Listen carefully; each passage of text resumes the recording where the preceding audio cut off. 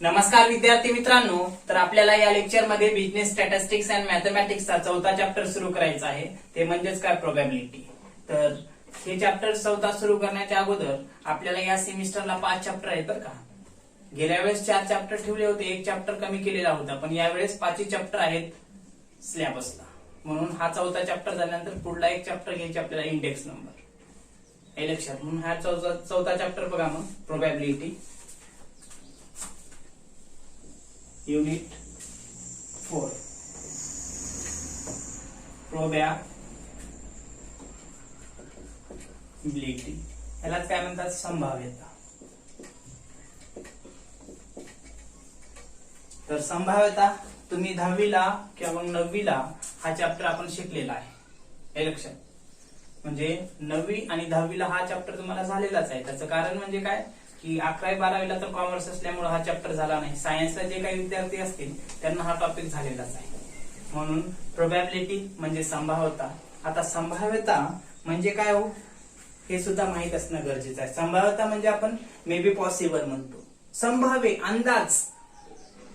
काही अनिश्चित घटना असतात, काही ज्ञात घटना असतात हे लक्षात, आणि आपण त्याबद्दल काय करतो की संभाव्यता व्यक्त करत असतो। संभाव्यता व्यक्त करत असतो म्हणजे समजा आता इंडिया पाकिस्तान मॅच असेल तर आपण तिथं काय म्हणू शकतो की आज नक्कीच मॅच कोण जिंकणार, इंडिया। का तुम्ही मे बी पॉसिबल केलं, may be possible chances India जिंकण्याचे। का कारण मागच्या जर आतापर्यंतच्या जर मॅचेसचा जर विचार केला तर जास्तीत जास्त कोण जिंकलेला आहे, इंडिया जिंकलेला आहे। म्हणून तुम्ही म्हणू शकता मे बी इंडिया आज जिंकू शकते। किंवा मग हवामानामध्ये बदल झाला, आभाळ भरून आलं तर तेव्हा तुम्ही म्हणू शकता काय आज नक्कीच आभाळ आले म्हणल्यावर पाऊस पडणार आहे हे लक्षात।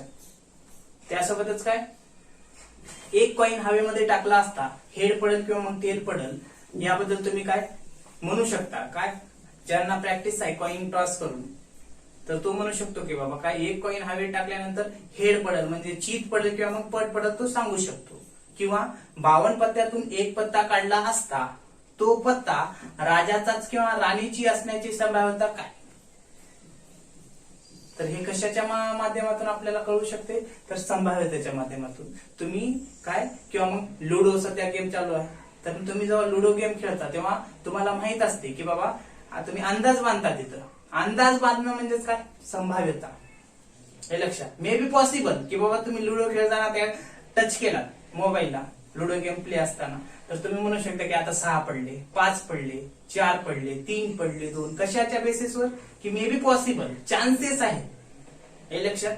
आणि हे संभाव्यतेच्या आधारावरच आपण काय करत असतो की अंदाज व्यक्त करत असतो हे लक्षात।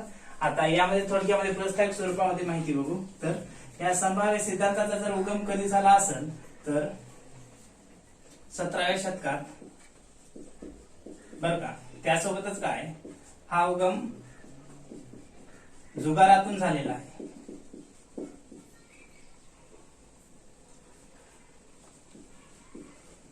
पूर्वी काय केलं जात होतं 17व्या शतकामध्ये, जे कोणी लोक जुगार खेळत होते हे लक्षात, मग ते जुगारामध्ये जिंकण्यासाठी काय ते अंधश्रद्धा किंवा मग दैवशक्तीचा वापर करत होते। म्हणजे ते अंधश्रद्धेचा वापर करत होते आणि ते काय करत होते की अंदाज बांधत होते लोक 17व्या शतकामध्ये की बाबा आज जुगारामध्ये हे होऊ शकते, आज जुगारामध्ये ते होऊ शकते। त्यासोबतच काय काही गणित तज्ञ होते, मग ते त्यामध्ये गॅलिलिओ असेल, पास्कल असेल, त्यासोबतच काय की फर्मिट असेल, असे गणित तज्ञ होते। म्हणजे जुगार खेळणारे लोक होते, ते लोक कुणाकडे जायचे तर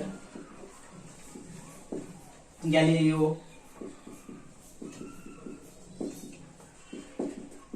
पास्कल किंवा मग फर्मेंट यांच्याकडे जात असत आणि त्यांना विचारत की बाबा आज जुगारामध्ये काय होऊ शकते। मग हे गणित तज्ञ काय करायचे, आपल्या बुद्धीच्या चातुर्याने काय करत होते की अंदाज बांधत होते आणि सांगत होते जुगार खेळणाऱ्या लोकांना की आज असा असा गेम होऊ शकतो, असं असं हे होऊ शकते, जुगारामध्ये तुम्ही हे एक करा। अशामुळे ते लोक त्या काय करत होते यांचं ऐकून, या गणितज्ञांचं ऐकून ते जुगारामध्ये काय म्हणजे ते जुगार खेळत होते या ठिकाणी आपल्याला सांगता येऊ शकते। त्यासोबतच पुढे सांगता येऊ शकते बघा, हे जे कोणी गणित तज्ञ होऊन गेले यांनी काय केलं की या जुगारासाठी आपल्या बुद्धी चातुर्याचा वापर केला आणि या संभाव्य सिद्धांताचा काय विकास केलेला आपणास सांगता येऊ शकते, हे लक्षात. त्यासोबतच पुढे सांगता येऊ शकते बघा आता संभाव्यतेचा सिद्धांताचा उगम किंवा मग संभाव्यतेचा उगम कधी झाला, कुठे झाला, तर सांगितलं मी काय 17व्या शतकामध्ये जुगारातून झालेला आहे. पूर्वी जे कोणी जुगार खेळणारे लोक होते ते काय करत होते की जुगार खेळण्यासाठी या लोकांकडे जात होते, गणितज्ञाकडे किंवा मग या महान व्यक्तीकडे जात होते. त्यांच्याकडून काय करत होते की त्यांच्या ज्ञानाचा वापर करून बेसिक माहिती विचारत होते की जुगारामध्ये ऍक्च्युअल काय होईल आणि त्यावरून ते अंदाज बांधून ते जुगार खेळत होते, हे लक्षात.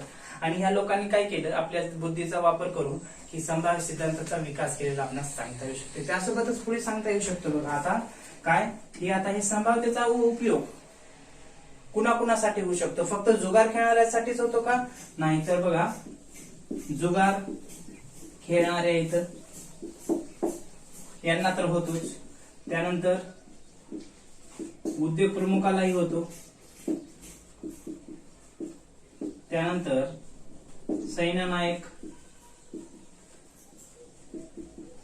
त्यानंतर कुणाला बघा नियोजनकाराला,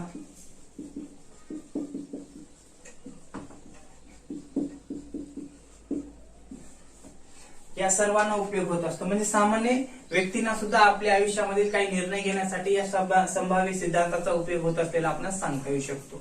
आता जुगार खेळणाऱ्याला मे बी पॉसिबल काय, आज जे जुगार झाला त्याच्या आधारावर उद्या काय होऊ शकते हे त्यांनी गेस करू शकतात, यांना उपयोग झाला.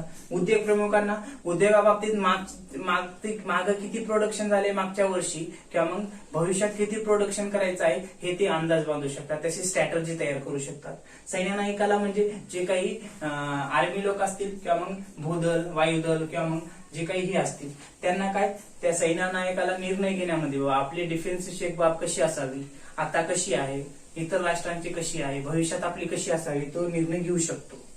त्यासोबतच काय नियोजन करायला देशामध्ये जे काही दारिद्र्य असेल, गरिबी असेल किंवा मग बेरोजगारी आहे आता ही कमी करायची, मागच्या काळामध्ये कशी होती आणि आता कशी आहे, भविष्यात कसं करायचे, नियोजन करायला अर्थव्यवस्थेविषयी किंवा देशाबाबतीत समाजाच्या विकासासाठी निर्णय घेण्यासाठी सुद्धा या संभाव्यतेचा उपयोग होत असलेला आपल्याला सांगता येऊ शकतो. त्यासोबतच आपल्याला पुढे सांगता येऊ शकते बघा काय संभाव्यतेचे महत्व हे निर्णयाच्या अचूकतेवर आहे. आता संभाव्यतेचा सिद्धांत निर्णय, आता तुमचं डिसिजन कसं आहे त्यावर तुमचं काय पॉसिबिलिटी किंवा मग प्रोबॅबिलिटी अवलंबून असलेलं आपल्याला सांगता येऊ शकते. त्यासोबतच पुढे सांगता येऊ शकते बघा याकरिता 2 घटक महत्वाचे असतात. कोणते 2 घटक महत्वाचे, तर एक घटक म्हणजे काय तुम्हाला ज्ञात आणि दुसरा घटक म्हणजे काय हे एक, आणि हे दुसरा घटक म्हणजे अनिश्चित घटना. अनिश्चित घटना म्हणजे आता तुम्हाला माहित आहे एक कॉइन टॉस केल्यानंतर हेड पडेल का टेल पडेल हे तुम्हाला माहित आहे, ज्ञात आहे काहीतरी पडणार आहे, पण अनिश्चित आहे हेडच पडेल का टेलच पडेल हे तुम्ही फिक्स सांगू शकत नाही. किंवा मग एक ठोकळा हवेमध्ये टाकला असता, तो ठोकळा टाकल्यानंतर तुम्हाला माहित आहे आउटकम किती 6 येणार आहे त्याचं, पण तुम्ही नक्की सांगू शकता का 6च पडेल म्हणून, नाही सांगू शकत. किंवा 52 पत्त्यातून एक पत्ता काढला असता तो राजाचाच असेल, सांगू शकता आपण 52 पत्त्यामधून तुम्हाला माहित आहे आउटकम किती आहे त्याच्यामध्ये टोटल 52 सांगू शकता तुम्ही, पण नक्की तो राजाचाच काढलेला पत्ता राजाचाच किंवा राणीचा आहे किंवा मग एक्का आहे का दुर्री आहे सांगू शकता का, नाही. म्हणून काही ज्ञात असतात बाब, तुम्हाला 2 घटक महत्वाचे असतात, एक ज्ञात आणि दुसरं अनिश्चित घटना, हे या ठिकाणी सांगता येऊ शकते. त्यासोबतच आपल्याला पुढे सांगता येऊ शकते बघा काय आता आपण दैनंदिन जीवनामध्ये काय बऱ्याच वेळा आपण काय संभाव्य बाबींचा वापर करत असतो किंवा मग बहुतेक वेळा आपण म्हणतो बाबा असं होऊ शकते, असं होऊ शकते, बहुतेक हे घडू शकते, हे लक्षात. म्हणजे आपण मे बी संधीचा वापर करून किंवा मग बऱ्याच वेळा आपण म्हणू शकतो काय की आज विशिष्ट घटना घडू शकते, असं ती गोष्ट होऊ शकते. किंवा आपण सिरियल वगैरे बघताना बघा पुढे काय होणार आहे ते आपण त्या सिरियलच्या डायलॉग वरून आपण म्हणू शकतो आता हा तो हे बोलणार आहे, हे लक्षात. कशाच्या बेसिसवर, पॉसिबिलिटीच्या बेसिसवर. म्हणजे आपण दैनंदिन जीवनामध्ये पॉसिबिलिटी आणि चान्सेस हे शब्द दैनंदिन जीवनामध्ये आपण बऱ्याच वेळा वापरतो, हे लक्षात.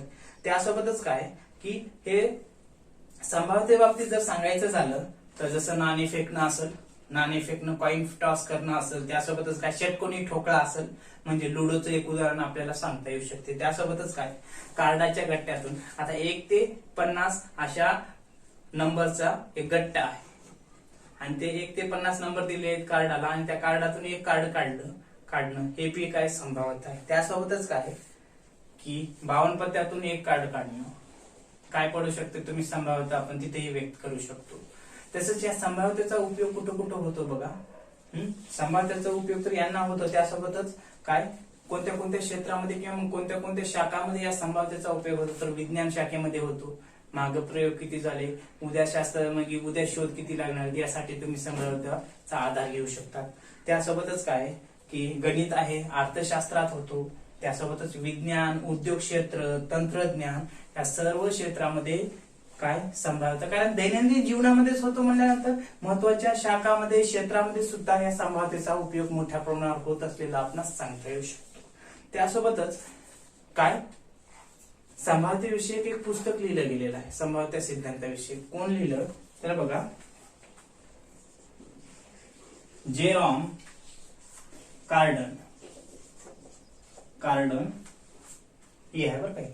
जेरॉम कार्डन यांनी काय केलं, एक पुस्तक लिहिलं. हा इटालियन गणित तज्ञ होता बरं का. यानं संभाव्यतेविषयी एक पुस्तक लिहिलं.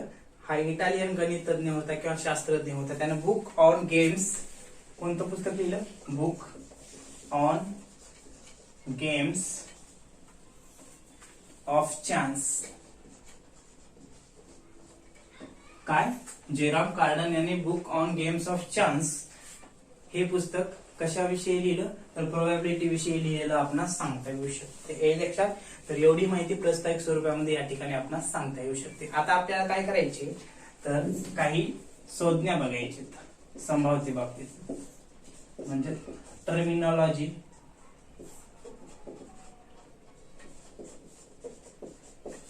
मग आता बेसिक कन्सेप्ट बघायचे म्हणा संबंधित प्रोबॅबिलिटी बाबतीत. आता कोणती तर ट्रायल,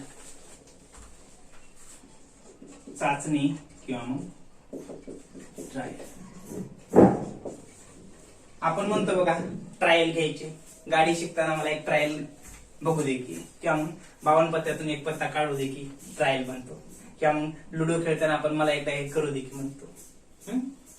हे ट्रायल, त्यालाच म्हणतात चाचणी. किंवा मग 52 पत्त्यातून एक पत्ता काढणं म्हणजेच काय चाचणी या ठिकाणी सांगता येऊ शकते. म्हणजे चाचणी ही यादृच्छिक प्रयोगाचा एक प्रयोग आहे.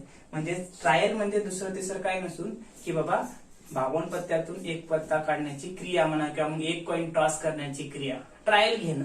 आपण दैनंदिन जीवनामध्ये बरेच ट्रायल विषयी आपण म्हणतो, किंवा ड्रेस खरेदी करायला गेला ट्रायल करून बघतो म्हणतो, ते म्हणजेच काय ट्रायल. हे लक्षात. तर थोडक्यात इंग्लिश मध्ये सांगायचं झालं तर सांगता येऊ शकतं बघा काय, a trial is the performance of a random experiment. काय ट्रायल म्हणजे काय परफॉर्मन्स आहे कशाचा, रॅन्डम एक्सपेरिमेंटचा प्रयोग आहे ट्रायल म्हणजे. सांगता येऊ शकते बघा काय की 52 पत्त्यामधून एक कार्ड काढला असता तो कार्ड राजाचा किंवा मग राणीचा भेटण्याचं किंवा मग गेटिंग होण्याची काय शक्यता आहे, म्हणजे पत्ता काढणं म्हणजे ते ट्रायल बघणं ते. आता यादृच्छिक प्रयोग बघा दुसरा,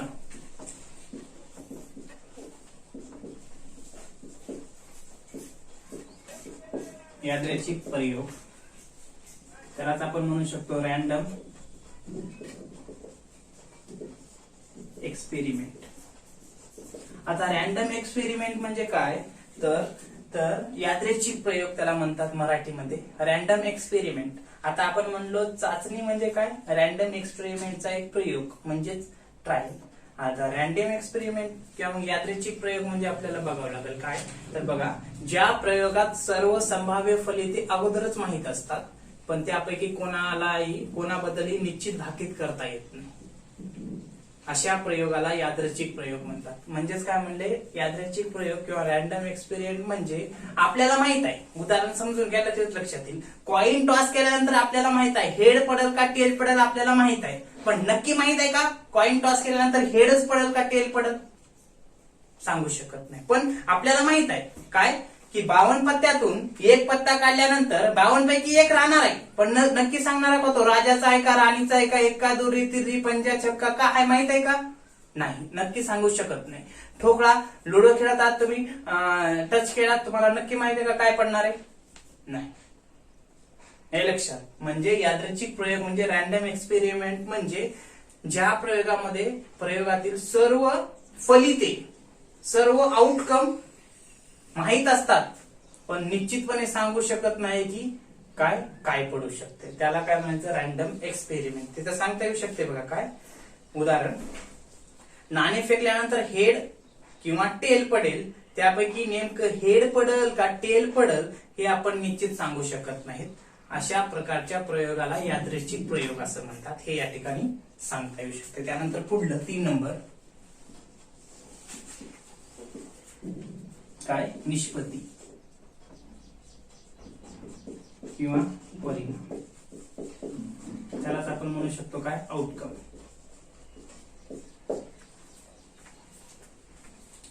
निष्पत्ती किंवा परिणाम, आउटकम. त्याला बघा काय म्हटले? यादृच्छिक प्रयोगाच्या फलिताला निष्पत्ती असं म्हणतात. ट्रायल म्हणजे ह्याचा एक प्रयोग म्हणजे ट्रायल. यादृच्छिक प्रयोग म्हणजे सर्व फलिते माहित असतात पण नक्की काय पडणार माहित नाही. निश्चित परिणाम म्हणजे काय? ह्याच्या प्रयोगाच्या फलिताला, हा प्रयोग केला पण जे काही फलित भेटणार आहेत त्यालाच काय म्हणतात? निष्पत्ती किंवा परिणाम किंवा आउटकम असं म्हणतात. बघा उदाहरण तुम्हाला सांगतो, लगेच लक्षात येईल.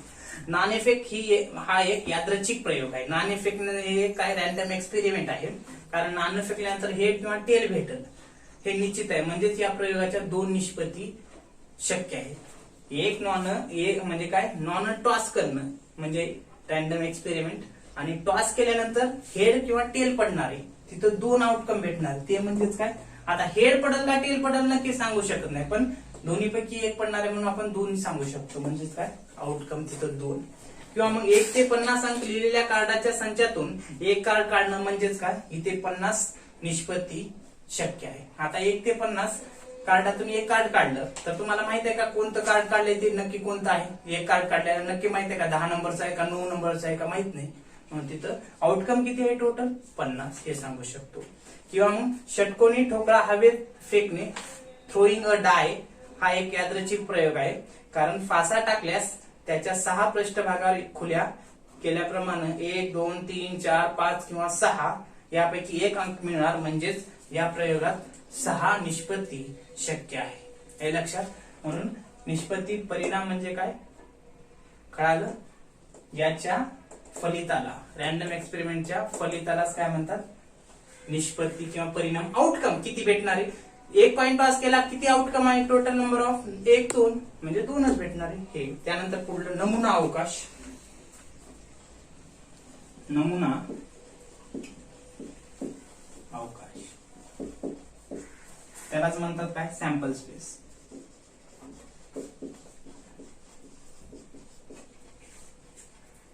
काय म्हणले बघा? Sample space, the set of all possible outcomes of a random experiment is non as a sample space. हे लक्षात. काय म्हटलेलं आहे? तर यादृच्छिक प्रयोगात शक्य असणाऱ्या सर्व निष्पत्तीच्या म्हणजे टोटल नंबर ऑफ आउटकम्स संचाला नमुना अवकाश म्हणतात. आता निष्पत्ती आउटकम सांगितलात 52 पत्त्यातून 52 पत्ते आहेत, त्याच्यातून एकही पत्ता काढला पण आउटकम किती आहे? टोटल 52च आहे. किंवा मग 1 ते 50 कार्डातून पत्ता कोणताही काढा माहित नाही म्हणून टोटल आउटकम म्हणजे 50. नमुना अवकाश म्हणजे यादृच्छिक प्रयोगाचं जे काही प्रयोग केला, जे काही टोटल आउटकम आहे, नंबर ऑफ आउटकम, याच्या संचाला काय म्हणतात? नमुना अवकाश म्हणतात. हे म्हटलेलं आहे. आणि हे कसं दाखवतात? यस अक्षराने दाखवतात. आणि त्यासोबतच काय? नमुना अवकाशातील प्रत्येक घटकाला सॅम्पल पॉइंट म्हणतात. नमुना अवकाशातील एकूण घटकांची संख्या नमुना अवकाशाने दाखवतात आणि एकूण घटकांची संख्या n s या अक्षराने दर्शवतात.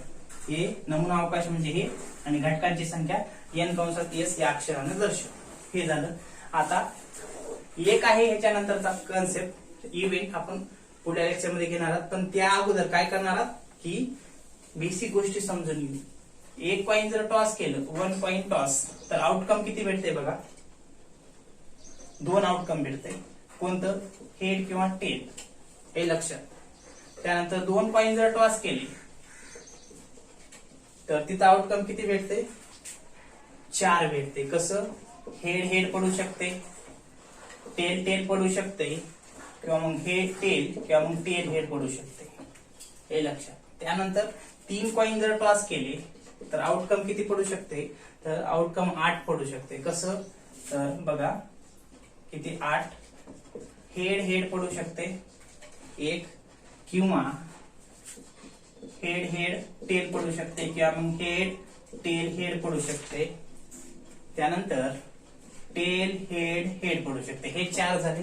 त्यानंतर टेल टेल टेल तिन्ही पडू शकतात at A time 3 coin toss केल्यानंतर, किंवा मग टेल टेल हेड पडू शकते, किंवा टेल हेड टेल पडू शकते, किंवा काय हेड टेल टेल पडू शकते. बघा पडू शकते का, 3 वेळेस हेड हेड, नंतर हेड हेड टेल, त्यानंतर हेड टेल हेड, त्यानंतर टेल हेड हेड, त्यानंतर ट्रिपल टेल, नंतर टेल टेल हेड, नंतर टेल टेल हेड, नंतर टेल हेड टेल, नंतर हेड टेल टेल, असं 8 पडू शकते. हे लक्षात. म्हणजे हे कसं n कंसात s बरोबर 2, हे n कंसात s बरोबर म्हणजे नमुना अवकाश असं दाखवतात. त्यानंतर n कंसात s बरोबर 8. त्यानंतर आता एक आपण फासा फेकला असता, म्हणजे थ्रोईंग अ डाय, म्हणजे एक डाय थ्रोईंग बर का, डाय म्हणजे इथं फासा बर का, एक फासा जर टाकला असता तर आउटकम किती भेटते तुम्हाला माहित आहे. म्हणजे एक लुडो मध्ये टोटल आउटकम किती आहे, किती पडू शकते, 1 पडू शकते, 2 पडू शकते, 3 पडू शकते, 4 किंवा 5 किंवा 6 यापैकीच पडणार आहे. म्हणजे इथं n कंसात s बरोबर किती 6, हे लक्षात. त्यानंतर समजा 2 डाय फेकले असता, 2 फासे हवेमध्ये फेकले असतात, तर टोटल आउटकम किती भेटू शकते, डायरेक्टली आता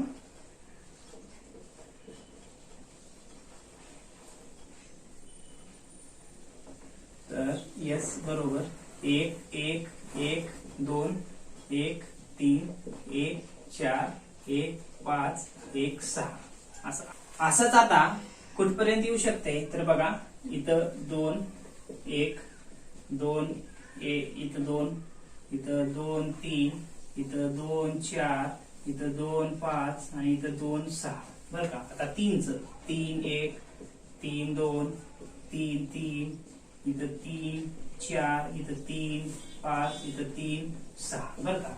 आता इथं 4 नाही, इथं 1 2 3 1 परत जाऊ दे, 2 3, इथं 4 4, इथं 4 5, इथं 4 6, हे नंतर 4, इथं 5 1, नंतर 5 2, 5 3, 5 4, 5 6, 5 5 आणि इकडे शेवटी 5 6 बर 5 येत आहे. आता इथं 6 ची लाईन 6 6 2 6 3 6 4 6 5 आणि 6 6. तर अशा पद्धतीने 2 षटकोन हवेमध्ये फेकले असतात, किंवा मग 2 फासे हवेमध्ये फेकले असतात, टोटल आउटकम किती भेटते, तर n कंसात s बरोबर 36. आपल्याला एकच माहित होतं, n कंसात s बरोबर 7, 2 फेकल्यानंतर एवढा आउटकम भेटू शकते. बघा की ऍट ए टाइम 2 टाकलं तर 1 1 पडू शकते, किंवा मग 1 2 पडू शकते, किंवा 1 3, किंवा मग 2 1 पडू शकते, 2 2 पडू शकते, किंवा 3 1 3 2 4 1 असं पडू शकण्याची संभाव्यता असते तिथं. म्हणून या ठिकाणी काय, या ठिकाणी संज्ञा सांगता येऊ शकतात या ठिकाणी. आणि हे थोडक्यामध्ये काय, कॉइन टाकल्यानंतर किती आउटकम पडू शकते काय, त्यानंतर 2 कॉइन टाकल्यानंतर, त्यानंतर 3 कॉइन टाकल्यानंतर, किंवा मग ठोकळा किंवा मग फासा टाकल्यानंतर किती पडू शकते, हे थोडक्यात आपल्याला सांगता येऊ शकते. आता आपल्याला काय याच्या पुढला पॉइंट बघायचे इव्हेंट आणि त्याचे प्रकार, ते आपण पुढल्या लेक्चर मध्ये घेऊ. ओके.